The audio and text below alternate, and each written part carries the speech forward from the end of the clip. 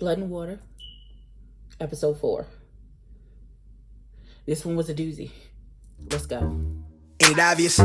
I just got the check for depositing. $750 for the sound wave to get it processed. Won't stop till that shit weighing down my pockets. My main thing's to my main thing. She a blossom. When she ease the pain with the brain, she a doctor. She open up, then a thing thicker than the plot gets. Swear that shit is awesome. Sight for the optics. Young nigga on top. Nike's all I'm rocking, so that all they see is checks from where the head to where the socks fit. No logo on the bifocal, flicking old roach tips. Won't even show my face until all the shows book. Need the cash in advance, leave them all social. I'm the guy they chosen. Rise up like the rose and put them on a poster. All the way up in the sky where the stars posted. Sip it on that rose, I put it down on coasters. Stack francs from the waves till I own the ocean. More praises for the sayings, let it all soak in. They like, hey, that shit is flame, bitch, I know I rode. They going tight. Welcome back to my channel. This is Every Reviews. This is going to be my review for Blood and Water, Season 1, Episode 4. Oh, God. So, we start with Fix and Chris. Then they're planning revenge on Wendy and Pulang. So, Fix puts up token, oh, I don't feel good about this. But Chris talks her into it. And they break into the magazine office and they hack into Wendy's computer to upload their revenge for Wendy and Pulang. So Pulang is at home and she's calling the Home Office Affairs, which I guess for us would be like vital statistics. And she's trying to figure out who signed the birth certificate for Fix. So she's having a hard time getting through, and when she finally does get through, she's run out of minutes on her phone and the phone cuts off. When she walks out into the hallway, she's getting ready to leave for school. She's running behind because she was trying to make this phone call. She sees her mother in the baby's nursery, and she's taking down all the information that's on the walls. And she was like, what are you doing? And she's like, I guess you're right. I have been holding on too long. I think it's time for me to let this go. So,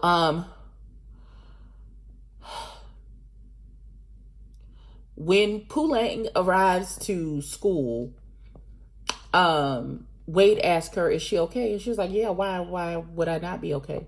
And so he's like, you don't know? And she's like, no, what?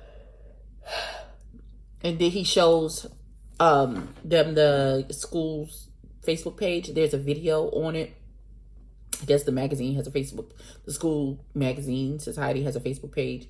And so there is a video about who Pulang really is and her real last name and about her father and selling her sister into slavery. And of course, with that comes all the hate comments.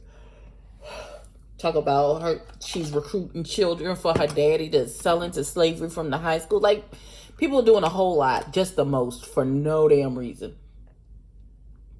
So, KB is texting, asking her if she's okay. She's ignoring him. Pulang is like, where the fuck is Wendy? Because I know this bitch did this because she mad. I'm finna beat that ass. And it was like, and Wade was like, beating her up will get you both suspended. You know, there's a better way to do this.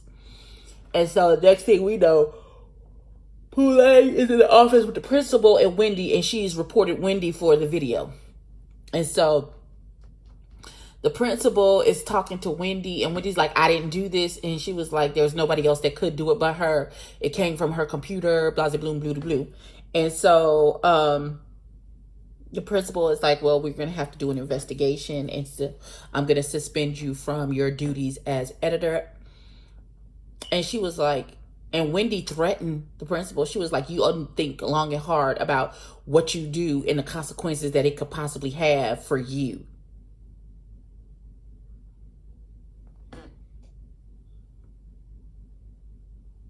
Little girl, who you talking? Who? Is that a threat? Who you talking to? So the principal was like, well, in that case, we suspending your ass from school until this is over with. Your service is no longer needed. Goodbye. So Pulang begs the principal not to tell her parents about the video. She's like, they're already going through enough with everything that's going on. Can we just not disturb them about this? And which she agrees to. So,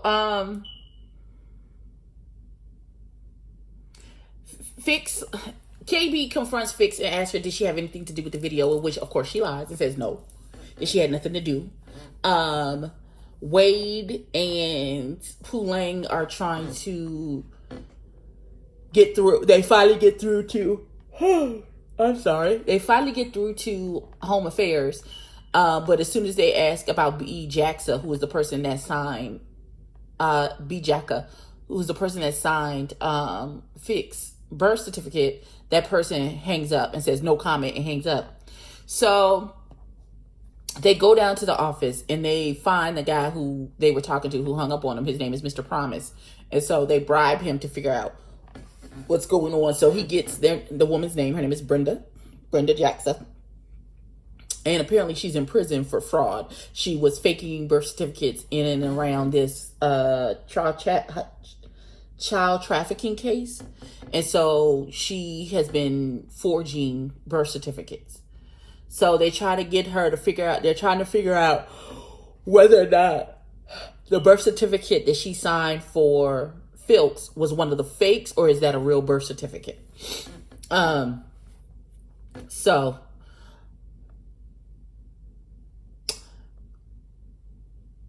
now they are looking for what jail she's in so they can go talk to her. So we see the coach with his wife. He had made plans with Fix to see her that evening, so he lied to his wife so he could get out of the house. He thought they had a meeting of some sort so he could get out and go see her.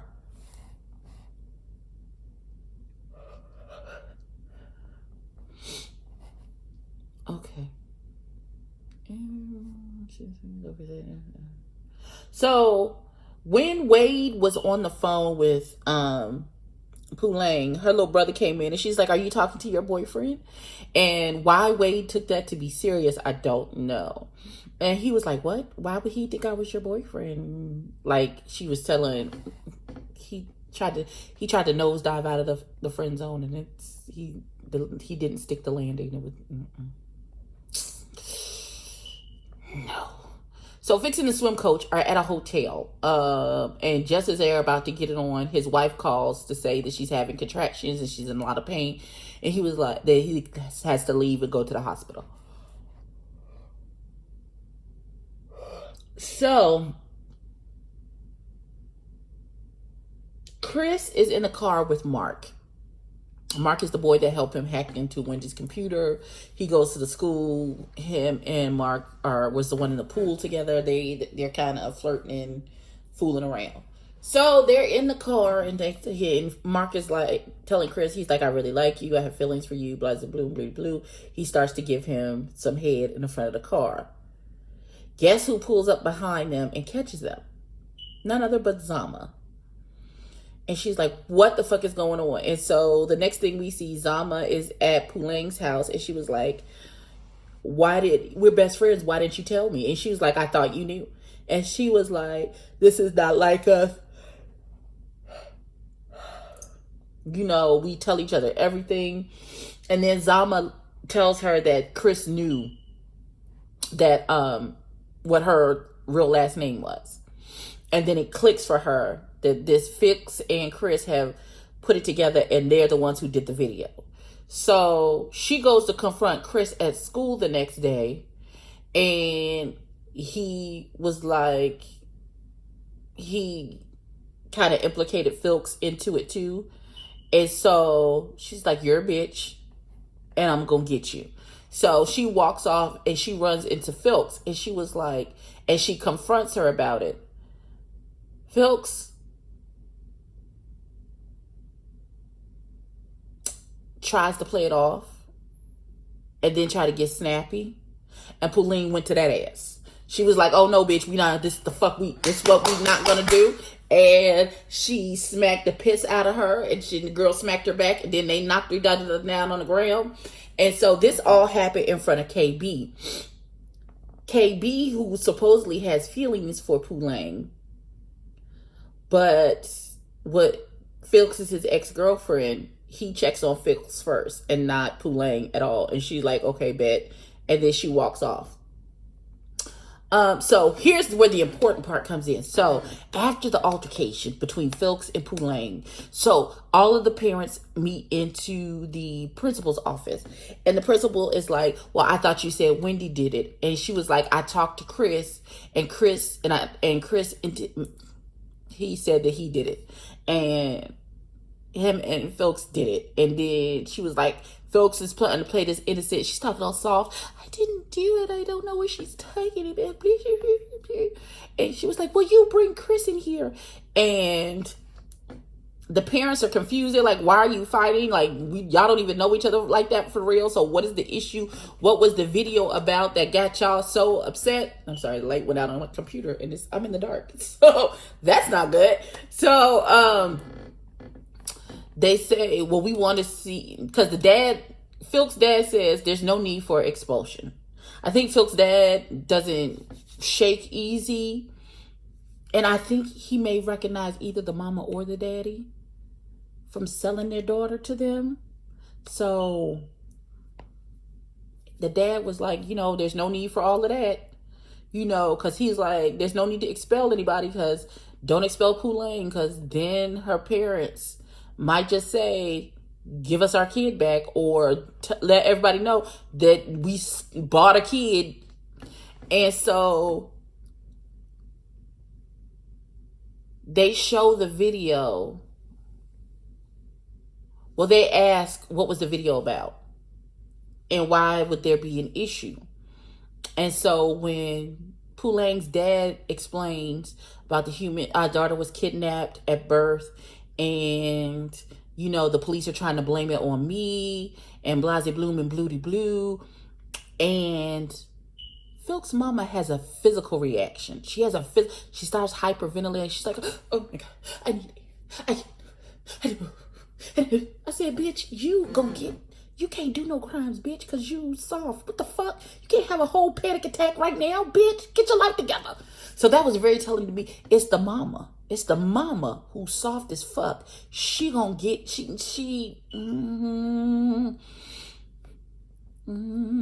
it's something about that mama. I think the mama is in on it. So they show the video and they're just like, this is ridiculous. And the principal apologizes. She's like, we're just gonna leave it alone. Nobody's getting expelled. Nobody's getting suspended. Just apologize to each other, and that's what it's going to be. So Wade then calls Pulang because he's figured out which prison Jaxa is in. And at this point, Pulang is like, fuck her. That's not my sister. I don't give a damn. I'm over this shit. You can forget all of this shit. I'm done. Done with it. I'm just done with it. So, and then Pulang, in a fit of her ire, calls Wendy and leaves Wendy a voice message saying, so, and also, can I just say that I was correct? We had a panel talking about this the other day, and I was saying somebody else knows that they are sleeping, that the coach and Felix is sleeping together. Chris knows. And it was Chris's house the party was at. That's why they were able to sneak him into the party without nobody seeing him. I tried to tell y'all. Okay, so in her ire, she calls Wendy and tells Wendy that the coach and Felix is sleeping together. So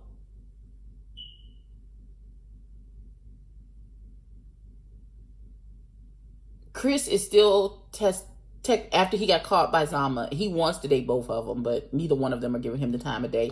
He's texting Mark to try and get him to talk to him to see if he'll forgive him. Wade goes to the prison to talk to Jaxa. And he shows the pictures of the birth certificate and asks, is this one of the ones that you forged, or is this a real birth certificate? And she's like, it's been over 10 years. I don't know. I did so many fakes. I don't know. So she's not really any help.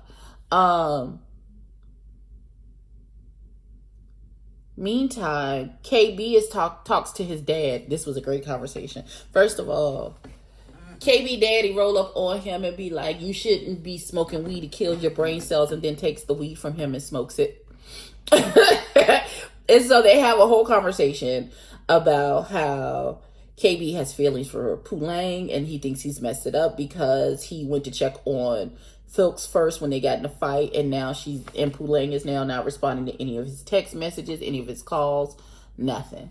So I'm sorry, it's been a long day. So his dad tells him, back in our day, we didn't even have a phone to call anybody. Take your ass over there. Don't let her not answer your text or your phone call stop you. If you really want to talk to her and make it right, take your behind over there and talk to her and make it right. No, beloved. I'm so sorry.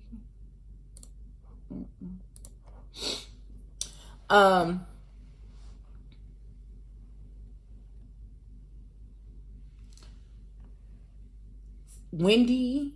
Okay, so Wendy and her mom meets with the principal. Now that we found out that it was Chris and Phillips who did the video.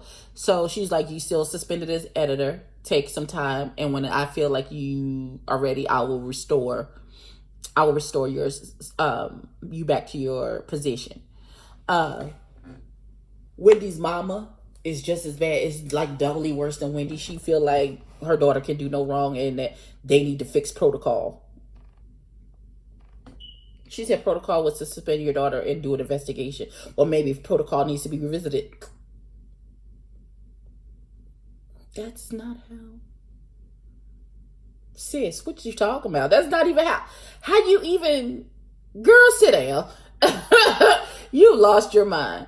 So Wendy finally listens to her voicemail from Pulang about Philks and the coach sleeping together, and she writes a letter to the principal.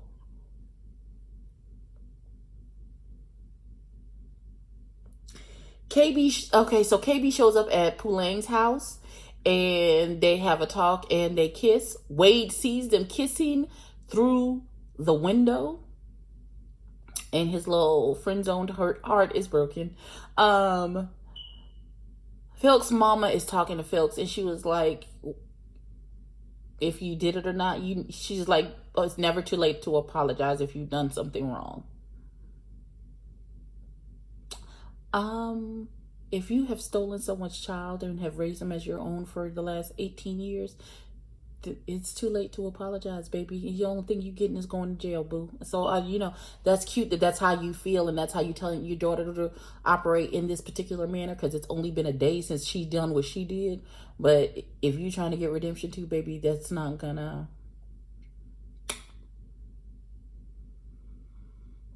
So KB and Pulang are having a conversation about Philks, and he was like, my dad calls her the miracle baby because Philks' mama couldn't get pregnant for the longest time, and then out of the blue, here comes Philks out the clear blue sky.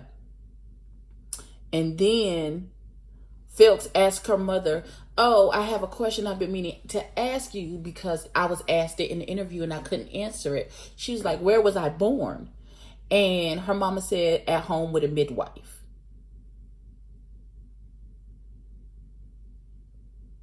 That's normally the story for when people are faking pregnancies and they done stole somebody's baby and they're replacing it as their own. That's normally the story. That is normally the story. And that is how this episode ended. It was so good. So good. I encourage you to go to Netflix and watch Blood and Water. We are trying to figure out which episode we're going to watch with this Netflix party. So, I will make a video announcement. There'll be an announcement on Really Bee's community wall as well as El Teddy's when we get that set up. But until then, please like, comment, and subscribe. Tell a friend to tell a friend, and I will catch you in the next one. Peace.